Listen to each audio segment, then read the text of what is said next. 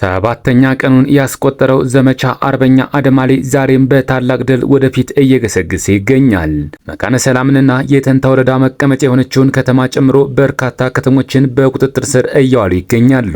የኮሪደር ልማት ፕሮጀክት የንግድ ስራን የማይቻል እያደረጉት መሆኑን የአሜሪካ መንግስት ሪፖርት ገለጸ።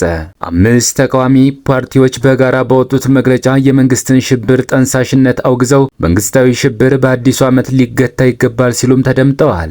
መንግስት ጠንካራ ካልሆነ ሀገር አይኖርም ሲሉ ኢብራሂም ትራኦሬ ተናገሩ። እስከ መጨረሻው ድረስ አብራችሁ ስትቆዩ እነዚህና ሌሎች ያልተሰሙ መረጃዎችን በዝርዝር እናስደምጣችኋለን። የሚዲያችን ተደራሽነት እንዲበዛ ቪዲዮ ላይክ፣ ቻናሉ ሰብስክራይብ እና ሼር እንዲሁም ኮሜንት መስጫ ሳጥን ድል ለአማራ ፋኖ የሚል አስተያየት እያስቀመጣችሁ አብራችሁን ሆኖ እነሆ ወደ መረጃችን ገባን። ሰባተኛ ቀኑን ያስቆጠረው ዘመቻ አርበኛ አደማሊ ዛሬም በታላቅ ድል ወደፊት እየገሰገሰ ይገኛል። መካነ ሰላምንና የተንታ ወረዳ መቀመጫ የሆነችውን ከተማ ጨምሮ በርካታ ከተሞችን በቁጥጥር ስር እያዋሉ ይገኛሉ።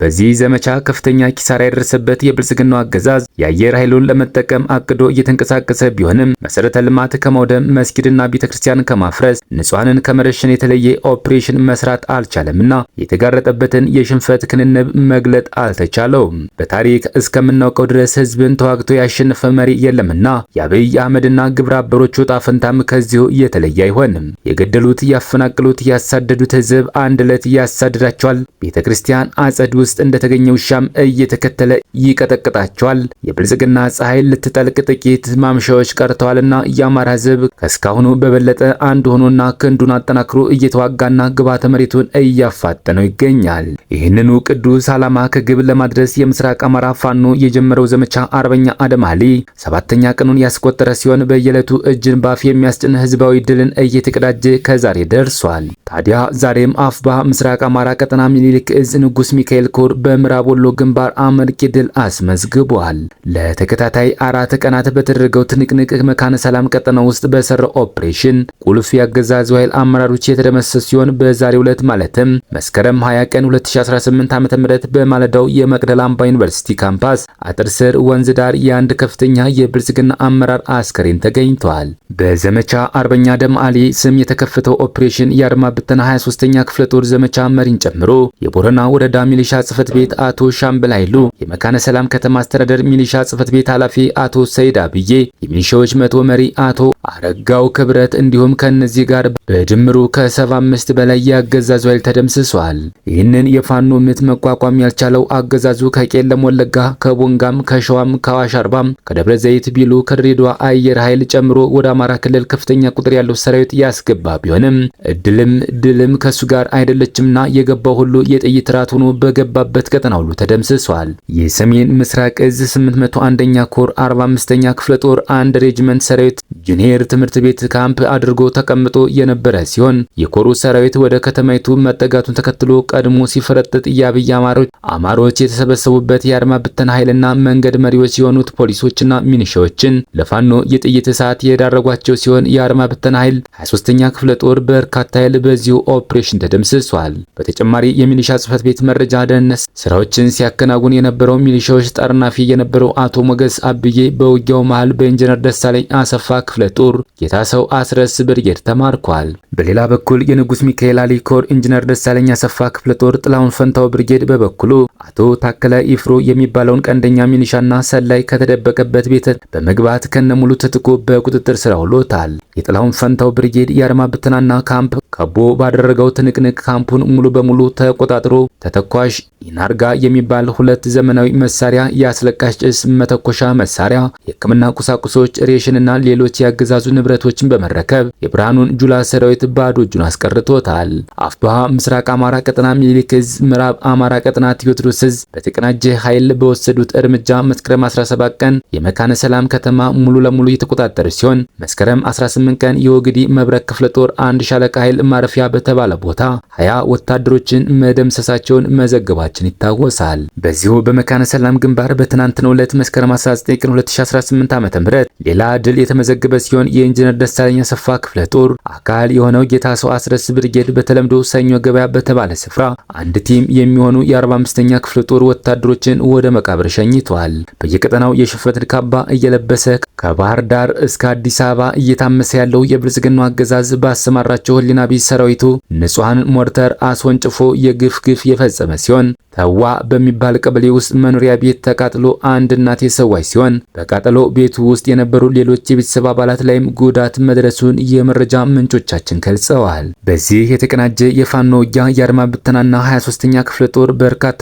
የተደመሰሰ ሲሆን የመካነ ሰላም ከተማ አስተዳደር ሚኒሻ ጽሕፈት ቤት አመራር የሆነው አቶ ሰይድ አብየን ጨምሮ ሌሎች ባንዳዎች እስከ ወዲያኛው የተሸኙ ሲሆን በድምሩ ከ45 ያላነሰ የአገዛዙ ኃይል የተደመሰሰ መሆኑን ሲታወቅ በርካቶች የብርሃኑ ወታደሮች ቆስለኛ ሆነዋል ተብሏል። መካነ ሰላም ከተማ ውስጥ የሚገኘው የቦረና ማረሚያ ቤትን በመክበብ ፋኖ ባደረገው ትንቅንቅ በርካታ እስረኞችን ማስለቀቅም ተችሏል። በዚሁ በመካነ ሰላም ግንባር ከትናንት በስቲያ የኢንጂነር ደሳለኝ አሰፋ ክፍለ ጦር ጥላሁን ፈንታው ብርጌድ ኮሎኔል ሀብታሙ አሰፋን ጨምሮ ሌሎች ባንዳዎችን መማረኩም የሚታወስ ነው። በሌላ መረጃ የኮሪደር ልማት ፕሮጀክት የንግድ ስራን የማይቻል እያደረጉት መሆኑን የአሜሪካ መንግስት ሪፖርት ገለጸ። በአዲስ አበባ ተጀምሮ ቢያንስ በ40 የሀገሪቱ ከተሞች በመካሄድ ላይ የሚገኙት የኮሪደር ልማት ፕሮጀክት የንግድ ስራን የማይቻል እያደረጉት መሆኑን የአሜሪካ መንግስት ዓመታዊ የኢንቨስትመንት ሁኔታ ሪፖርት ገለጸ።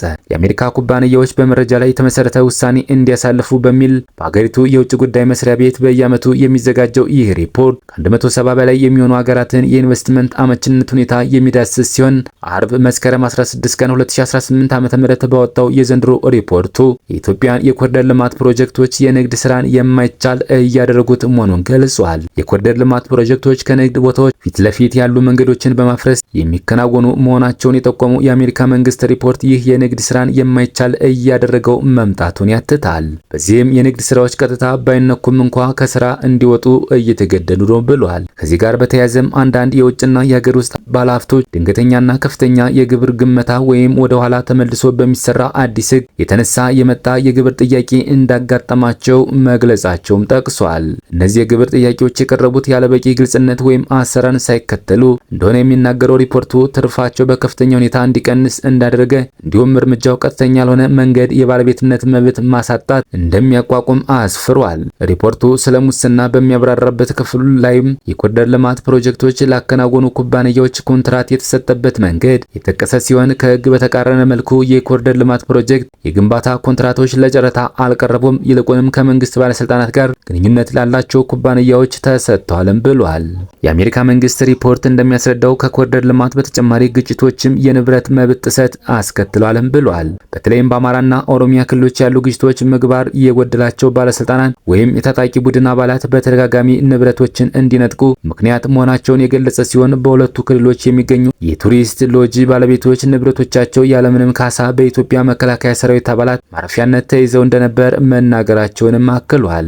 ሪፖርቱ በተግዳሮትነት የሚጠቅሰው ሌላኛው ጉዳይ ተመልሶ እየሰፋ የሚገኘውን የባንክና የትይዩ ገበያ ብላክ ማርኬት የውጭ ምንዛሬ ተመን ልዩነት መሆኑን ጠቅሶ በዋናነት የኮሪደር ልማቱ በንግዱ ዘርፍ ትልቅ ጥላሸት እንዳሳረፈ ጠቁሟል። በሌላ ዜና 5 ተቃዋሚ ፓርቲዎች በጋራ በወጡት መግለጫ የመንግስትን ሽብር ጠንሳሽነት አወገዙ። መንግስታዊ ሽብር በአዲሱ ዓመት ሊገታ ይገባል ሲሉም ተደምጠዋል። በተለያዩ ስርዓቶች እንደተለመደው ህዝብ በአዲስ ዓመት ተስፋ እንዲሰንቅ መጠናቸው ቢለያይም ግጭቶችን በማቆም የፖለቲካ እስረኞችን በይቅርታ በመፍታት የሰው ኑሮ ያከበዱ ጫናዎችን በማቅለል ጥረቶችን ሲያደርጉ ታዝበናል። በታሪክ ድርሳናትም ተጽፎ ይገኛል ያሉት ፓርቲዎቹ የብልጽግና አገዛዝ ግን በተቃራኒው እገታ፣ ግድያ፣ ዛቻ፣ ድሮን ጥቃት፣ ፖለቲካዊ ውጥረቶች፣ የኑሮ ጫናና መሰል ስርዓት ወለድ ምስቅልቅሎች ልካቸውን አሃዛቸውና ቦታቸውን ቀይረው የህዝቡን ስቃይ እያናሩት ይገኛሉ ብለዋል።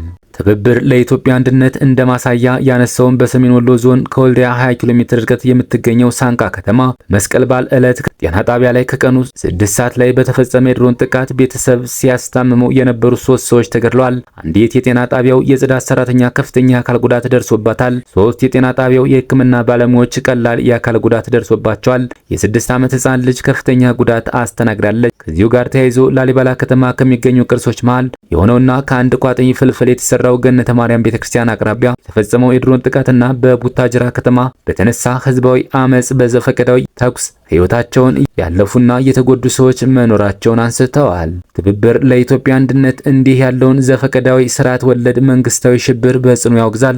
ለሞቱትም ልባዊ ሐዘኑን ይገልጻል። በቅንጅታችን ደጋግመን እንዳልነው ጦርነቶች በተኩስ አቁምና በድርድር እንዲቋጩ፣ ህዝቡም የሰላም አየር እንዲተነፍስ፣ ወንድም ወንድሙን የሚገልበት የደም ቁማር በአስቸኳይ እንዲቆም ሁሉም ተፋላሚ ወገኖች ህዝብን በማስቀደም ኃላፊነታቸውን እንዲወጡ እናሳስባለን በማለት የአገዛዙን ደም አፋሳሽ ጦርነት አውግዘዋል።